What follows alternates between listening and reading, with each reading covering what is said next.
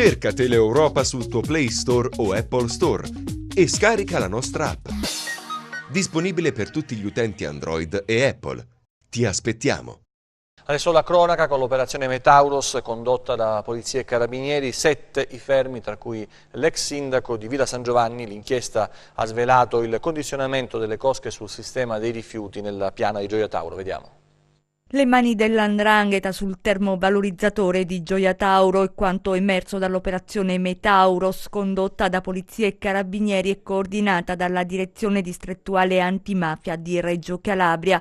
7 le persone fermate, si tratta di presunti affiliati alla cosca Piromalli. I reati contestati sono associazione mafiosa, estorsione e intestazione fittizia di beni.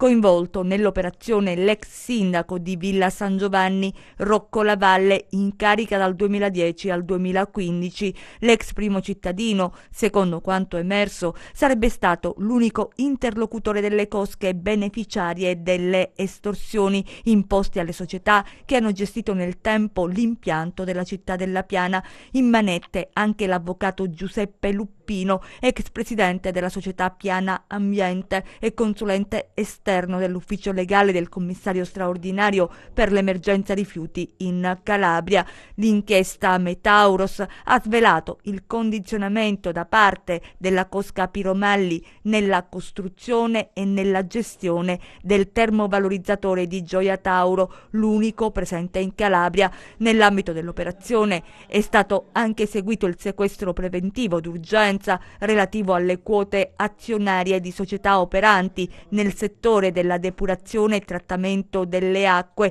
trasporto e compostaggio di rifiuti speciali non pericolosi. Cerca Teleeuropa sul tuo Play Store o Apple Store e scarica la nostra app. Disponibile per tutti gli utenti Android e Apple. Ti aspettiamo!